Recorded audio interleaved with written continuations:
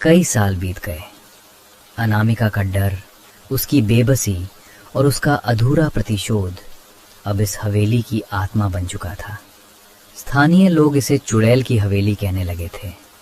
उनका कहना था कि रात में हवेली में अजीबोगरीब आवाजें आती हैं, कभी सिसकने की तो कभी खुरचने की।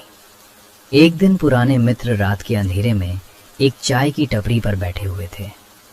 तभी आलोक चाय की चुस्कियां लेते हुए बोला, यार, उस पुरानी हवेली को लेकर लोग कितना ओवर रिएक्ट करते हैं। मुझे नहीं लगता कि वहां कोई भूत है, सिर्फ पुरानी टूटी फूटी इमारत है। क्यों ना हम उस हवेली के भीतर चलकर लोगों को दिखाएं कि ये सब बकवास बातें हैं। हाँ यार, मैं भी ये सारी बातें नहीं मानता। चलो चलकर देखते हैं। मैं भी कई दिनों से उस हवेली में जाना का सोच रहा था, मगर कोई साथ में जाने को तैयार ही नहीं था। सोनिया, क्या तुम चलोगी हमारे साथ? या फिर इन गांव वाले के जैसे तुम भी डर रही हो? प्रकाश की बात सुनकर सोनिया की आत्मा अंदर ही अंदर कांप गई। वो कांपते हुए बोली, मैं किसी से नहीं डरती, लेकिन वहाँ चलना जरूरी है क्या? लगता है तुम सच में ये सारी अंधविश्वास की बातें मानती हो, तभी नहीं जा रही हो। ये बात सुनकर सोनिया क्रोधित हो गई। उसने चाय का कप रखा और बगल में रखी टॉर्च उठाकर खड़ी हो गई और बोली, चलो, मैं किसी से नहीं डरती और हम अभी चलेंगे, और इसी वक्त। ये बात सुन आलोक ने प्रकाश की तरफ देखा और बोला, चल प्रकाश, आज इस हवेली को भी देख लेते हैं।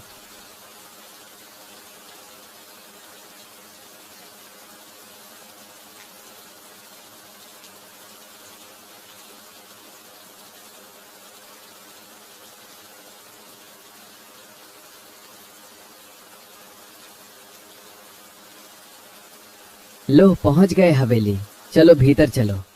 मुझे पता नहीं आलोक, मुझे अंदर इतनी जबरदस्त ठंड लग रही है, जबकि बाहर मौसम बिल्कुल ठीक है।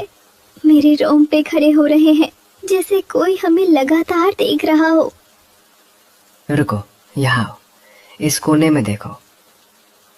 दीवारों पर खुरचने के कुछ निशान हैं, एकदम ताजा लग रहे हैं, जैसे किसी ने अभी अभी अपनी उंगलियों से दीवार पर निशान बनाए हो। और ये बदबू, सड़ी हुई फूलों जैसी बदबू कहाँ से आ रही है? प्रकाश ने जैसे ही निशान को छूने के लिए हाथ बढ़ाया, ऊपर के कमरों से कुछ गिरने की आवाज सुनाई पड़ी। अंधेरे में एक भयानक आवाज हुई। आवाज सुनकर आलोक की सांसें थम सी गईं। आलोक ने अपना फोन उठाया और बोला, क्या था वो? मुझे लगता है हमें यहाँ से तुरंत निकलना चाहिए। ये जगह सुरक्षित नहीं है। यहाँ तो मेरे फोन में भी नेटवर्क नहीं आ रहा है। हाँ, प्लीज यहाँ से चलो। मैं पहले ही मना कर रही थी, लेकिन तुम लोग मेरी बात सुनते ही कहाँ हो। अब तो मुझे यहाँ से निकलने का रास्ता नहीं दिख रहा। अंधेरा बहुत घना हो गया है, हमें जल्दी यहाँ से निकलना होगा। तभी तहखाने के बंद दरवाजे के पास से एक बहुत ही धीमी घुटी हुई आवाज आती है, प्यारी, मेरी प्यारी। कौन है माँ? इस सन्नाटे में ये कैसी आवाज है? ये इस वीरान हवेली में किसे बुला रही है? ऐसा लगता है जैसे कोई जमीन के नीचे से दर्द में कराह रहा हो। वो आवाज बार बार सुनाई पड़ रही थी। अचानक प्रकाश ने पीछे मुड़कर आलोक की तरफ देखा। उसे देखकर उसके चेहरे का रंग उड़ गया। आलोक की आंखें छत की ओर टिकी हुई थी। कुछ है ऊपर, वो मुझे बुला रही है। क्या है ऊपर आलोक? जल्दी बताओ, मुझे कुछ दिखाई क्यों नहीं दे रहा है? और तुम एक ही जगह पर बंधे जैसे क्यों खड़े हो? और वो हिल नहीं रहा था। अगले ही पल एक पतली लंबी सफेद छाया कंधे पर हल्के से छूती है। वो छाया बस थोड़ी थोड़ी ही दिखाई दे रही थी, जैसे आधी अदृश्य हो और आधी दृश्य। आलोक, जल्दी पीछे देख। तुम्हारे ठीक पीछे कुछ है। वो तुम्हें छू रही है। आलोक तेजी से मुड़ता है और जैसे ही वो मुड़ता है, हवेली की खिड़कियों की कांच टूटने की आवाज सुनाई पड़ती है, जैसे कोई जबरदस्त गुस्सा हवेली के अंदर उमड़ रहा हो। आलोक ने जैसे ही उसकी परछाई को देख, उसकी सांसें थम गईं, क्योंकि वो परछाई किसी इंसान की नहीं लग रही थी।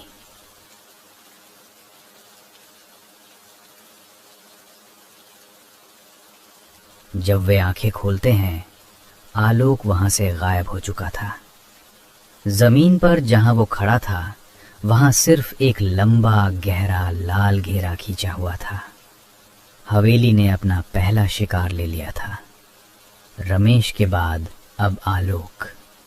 विक्रम माथुर, जो कभी क्रूर और निर्दयी हत्यारा था, आज मुंबई में अब और बड़ा आदमी बन चुका था।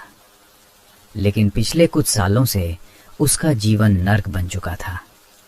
उसके बड़े प्रोजेक्ट्स में लगातार दुर्घटनाएं हो रही थीं और उसे हर रात भयानक सपने आते थे, जहां अनामिका उसे खून से लथपथ बुलाती थी, जैसे अब उसका समय नजदीक आ गया हो।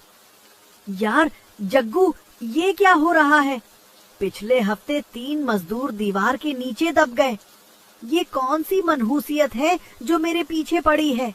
मुझे लगता है कि ये सब उस जमीन की वजह से हो रहा है जिसे हमने हड़पने की कोशिश की थी। मुझे डर लग रहा है जग्गू। सर, मैं भी यही सोच रहा हूँ। लोग कहानियां बना रहे हैं कि वो अनामिका अब सिर्फ भूत नहीं है, बल्कि एक खतरनाक चुड़ैल बन गई है।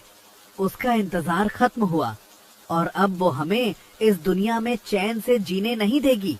हमें जल्द से जल्द कुछ करना होगा। बकवास बंद करो। मैं अंधविश्वास में यकीन नहीं करता, लेकिन हाँ, मैं इस परेशानी को खत्म करना चाहता हूँ।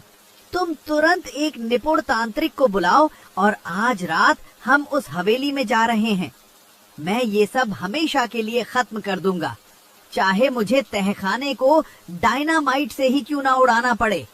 विक्रम और जग्गू तांत्रिक के साथ हवेली पहुंचे, लेकिन चुड़ैल की शक्ति इतनी ज्यादा थी कि तांत्रिक का तंत्र फेल हो गया।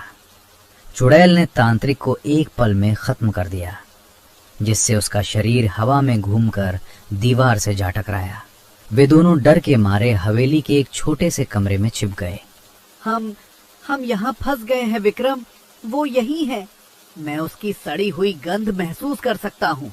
हमारा अंत अब नजदीक है और हम यहाँ से भाग भी नहीं सकते, लेकिन हमें किसी भी तरह से यहाँ से निकलना होगा।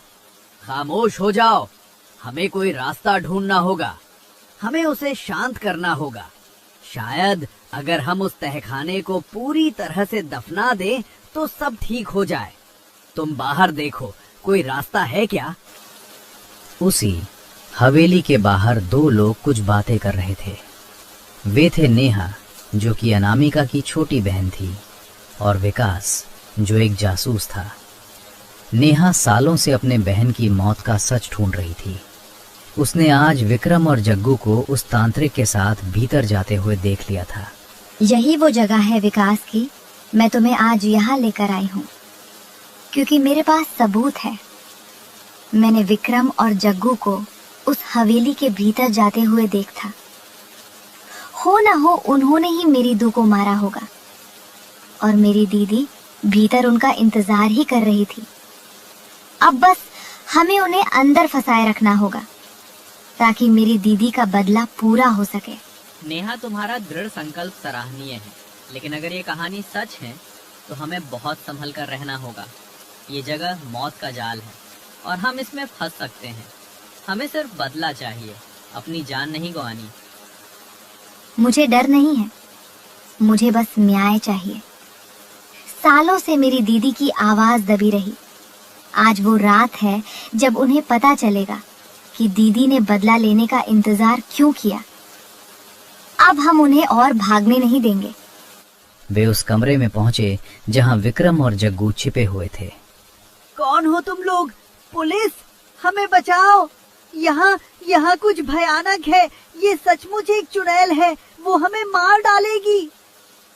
तुम्हें बचाने कोई नहीं आया विक्रम। मैं नेहा हूँ, अनामिका की बहन। तुम्हें याद है ना वो तहखाना? तुम दोनों को याद होना चाहिए। तुम क्या कह रही हो? हमें सब कुछ पता है। हम सब साथ हैं। हमें इस भूत से लड़ना होगा। हम सबको एक दूसरे की जरूरत है। प्लीज हमारी मदद करो। नहीं, अनामिका अब सिर्फ भूत नहीं है, वो न्याय है। और अब हम उसे उसका बदला पूरा करने में मदद करेंगे। तुम दोनों ने जो किया है उसकी सजा अब तुम्हें ये हवेली देगी। तभी हवेली की छत से जोरदार चीखों की आवाज आती है। खिड़कियों के कांच टूटकर नीचे गिरने लगते हैं। चुड़ैल उस कमरे की ओर तेजी से बढ़ रही थी। नहीं नहीं, मैं तुम्हें सब कुछ दे दूंगा। मैं ये हवेली, ये जमीन सब छोड़ दूंगा। प्लीज मुझे जाने दो। बहुत देर हो चुकी है। नेहा और विकास ने तेजी से दरवाजा बंद किया और बाहर से जंजीर लगा दी। वे जानते थे कि उन्होंने दो क्रूर हत्यारों को उनकी नियति के साथ कमरे में बंद कर दिया है। विक्रम, जल्दी दरवाजा तोड़ो, वो आ गई। हवेली पूरी तरह से हिल रही थी। दरवाजा अंदर से धड़ाम धड़ाम की आवाज के साथ बज रहा था, जैसे कोई शक्तिशाली बल उसे तोड़ना चाहता हो। फिर दरवाजे की आवाज अचानक बंद हो जाती है। एक भयानक गहरा सन्नाटा छा जाता है। क्या हुआ? मुझे दरवाजे की आवाज नहीं आ रही। क्या वो चली गई? कमरे के अंदर से जग्गू की एक असहनीय भयानक चीख आती है, जो दर्द और डर से भरी थी और जो बहुत धीरे धीरे करती है, जैसे चुड़ैल उसे तड़पा रही हो। वो मेरे पास आ रही है। वो मुझसे बदला ले रही है। मेरे चेहरे पर मत आओ। अचानक हवेली में ठंडी हवा फैल जाती है। अब हवेली में पूरी तरह से सन्नाटा छा गया। नेहा की आंखों से आंसू बहते हैं, लेकिन चेहरे पर संतोष था। दीदी, तुम्हारा इंतजार आज खत्म हुआ। तुम्हें शांति मिली। ये खत्म हो गया? नहीं विकास, ये खत्म नहीं हुआ। इस हवेली ने उसे उसकी मौत दी और अब वो हवेली उसकी कब्र और सिंहासन है। वो हमेशा यहाँ रहेगी। नेहा और विकास हवेली से बाहर निकल आते हैं। हवेली के ऊपर अंधेरे बादल छाए हुए थे। चुड़ैल को अपना बदला मिल रहा था। उसका इंतजार जो सालों तक चला था, अब उसकी नियति बन गया था। हवेली शांत हो गई थी, लेकिन आज भी उस हवेली में कोई कदम नहीं रखता।